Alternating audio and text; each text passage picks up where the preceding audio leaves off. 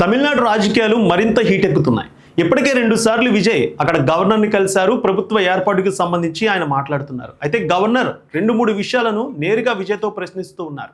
మీకు పూర్తి మెజారిటీ లేకుండా ఏ విధంగా ప్రభుత్వాన్ని ఏర్పాటు చేస్తారనేది గవర్నర్ మొదటగా అడుగుతున్న ప్రశ్న. కాంగ్రెస్ పార్టీ సపోర్ట్ చేస్తున్నా సరే ఇంకా 5 స్థానాలు అంటే 5గురు సభ్యుల సహకారం ఖచ్చితంగా విజయ్కి కావాల్సి ఉంది. మరి విజయ్కి ఎలాంటి ప్రశ్నలు గవర్నర్ నుంచి ఎదురవుతున్నాయి? న్యాయపరంగా విజయ్ ముందుకు వెళ్ళే అవకాశం ఉందా? సినిమా ఇండస్ట్రీ నుంచి కూడా విజయ్కి ఇప్పటికే మద్దతు కూడా పెరుగుతుంది. ప్రకాష్ రాజ్ కూడా అనేక అంశాలను కూడా లేవనెత్తుతూ ఉన్నారు. సో మొత్తానికి తమిళనాడు రాజకీయాలు బాగా హీట్ ఎక్కుతూ ఉన్నాయి. స్టాలిన్ ఇప్పటికే ప్రకటన చేసేశారు. ప్రజలు ఎలాంటి తీర్పు ఇచ్చారో మనం చూసాం. విజయ్నే ప్రభుత్వం ఏర్పాటు చేసే దిశగా ముందుకు వెళ్ళనివ్వండి, ఆయనకి ప్రభుత్వం ఏర్పాటు చేయడానికి అవకాశం కల్పించండి అనే విషయాన్ని తెలియజేశారు. డిఎంకే అన్నా డిఎంకే కలిసి ముందుకు రావట్లేదు అనేది మనకు స్పష్టంగా తెలుస్తోంది. సో మనం ఇక్కడ చూడొచ్చు, గవర్నర్ని ఇప్పటికే 2 సార్లు కలిశారు విజయ్. అయితే గవర్నర్ ఎలాంటి ప్రశ్నలు అడుగుతున్నారు, విజయ్ దగ్గర ఎలాంటి సమాధానాలు ఉన్నాయి, తను మెజారిటీ నిరూపించుకోవడానికి అసలు విజయ్ దగ్గర ఉన్నటువంటి పరిస్థితి ఏంటి, ఎన్ని సీట్లు ఉన్నాయి, తనకు ఎంతమంది సభ్యుల సపోర్ట్ ఉందనేది విజయ్ తెలియజేస్తూ ఉన్నారు. కానీ గవర్నర్ 2-3 విషయాలను ప్రత్యేకంగా ప్రశ్నిస్తూ ఉన్నారు. ఆ సభ్యులు మీతో కలిసి ఉంటారా, సపోర్ట్ చేస్తారనే అంశాలను గవర్నర్ ప్రశ్నిస్తూ ఉన్నారు. ఒకసారి మనం చూద్దాం. 118 స్థానాలు గెలుచుకోవాలి. అయితే 118 స్థానాలు విజయ్ పార్టీ గెలుచుకోలేదు, 108 స్థానాలు మాత్రమే గెలుచుకుంది. ప్రభుత్వ ఏర్పాటుకి కావాల్సిన 118లో విజయ్కి 108 స్థానాలు వచ్చాయి కాబట్టి మరో 10 సీట్లు అంటే 10 మంది ఎమ్మెల్యేల సపోర్ట్ అవసరం. సో విజయ్కి కాంగ్రెస్ పార్టీ ఇప్పటికే స్వచ్ఛందంగా తెలియచేసింది. రాహుల్ గాంధీ కూడా మాట్లాడారు. 5గురు ఎమ్మెల్యేలు తమిళనాడులో కాంగ్రెస్ పార్టీ తరఫున గెలిచారు. వారు కూడా విజయ్ పార్టీకి మద్దతు అయితే ఇప్పటికే తెలియజేశారు. మొత్తం 113 మంది కాంగ్రెస్ పార్టీ మద్దతుతో విజయ్ ప్రభుత్వానికి ఈ ఫిగర్ అయితే ఇక్కడ కనిపిస్తుంది. ఇంకా 5గురు సభ్యులు అవసరం.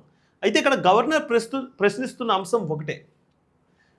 లెఫ్ట్ పార్టీలు 4 సీట్లు గెలుపొందాయి, వీసీకే 2 స్థానాలు గెలుపొందింది, పిఎంకే 4 స్థానాలు గెలుపొందింది.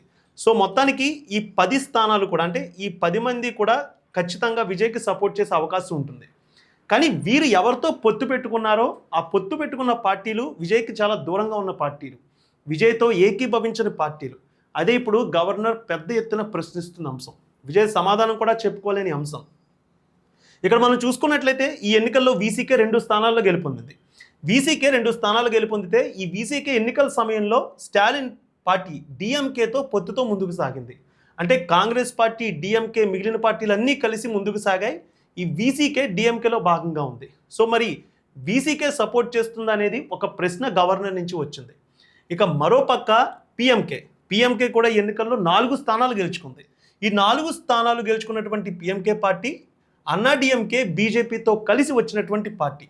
సో సైద్ధాంతికంగా అనేక అంశాల్లో బీజేపీతో ఇప్పటికే విజయ్ చాలా వరకు విభేదిస్తూ ఉన్నాడు. అలాంటి బీజేపీ సపోర్ట్తో గెలిచినటువంటి పిఎంకే పార్టీలో 4 స్థానాలు సపోర్ట్ ఇస్తే కాంగ్రెస్ పార్టీ ఈ 5 స్థానాల నుంచి సపోర్ట్ అందిస్తుందా? సో ఇదే గవర్నర్ ప్రశ్నిస్తున్న అంశం. కాంగ్రెస్ పార్టీ ముందే చెప్పింది బీజేపీ సపోర్ట్ ఉన్నటువంటి వారితో ఖచ్చితంగా మీరు పొత్తు పెట్టుకోవద్దని. మరి ఈ 5 స్థానాలు మళ్ళీ దూరం అయితే పరిస్థితి ఎలా ఉంటుంది? అన్నా డిఎంకే, డిఎంకే 2 కూడా చెప్పేశాయి విజయ్కి ఎట్టి పరిస్థితుల్లో మేము సపోర్ట్ చేయమని. సో ఇప్పుడు చాలా టఫ్ పొజిషన్ అయితే కనిపిస్తోంది విజయ్కి. బీజేపీ, అన్నా డిఎంకే సపోర్ట్తో ఉన్న పిఎంకే ఒకవేళ సపోర్ట్ చేస్తే కాంగ్రెస్ పార్టీలో ఉన్నటువంటి 5గురు సభ్యులు ఎలా రియాక్ట్ అవుతారు? కాంగ్రెస్ పార్టీ ఎలాంటి నిర్ణయం తీసుకుంటుంది? విజయ్కి సపోర్ట్ చేస్తామంటూ చెప్పినటువంటి ముందు వచ్చినటువంటి కాంగ్రెస్ పార్టీ వెనకడుగు వేస్తుందా?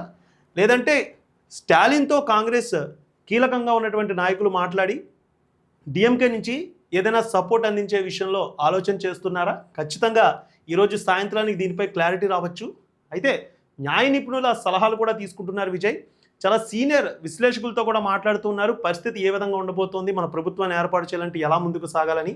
అయితే కోర్టుకు వెళ్ళే అవకాశం కూడా ఉంది విజయ్. ఎందుకంటే ఇప్పటికే గవర్నర్ తెలియజేశారు, అసెంబ్లీలో తన బలాన్ని నిరూపించుకునేందుకు అవకాశం ఇవ్వాలంటూ విజయ్ అయితే ప్రశ్నించారు.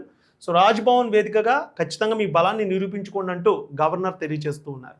అయితే అసెంబ్లీలోనే విజయ్కి అవకాశం ఇవ్వండి అంటూ కూడా ప్రకాష్ రాజ్ కూడా ఇప్పటికే తెలియజేశారు. బొమ్మాయి కేసును కూడా ఆయన ఉదాహరించారు.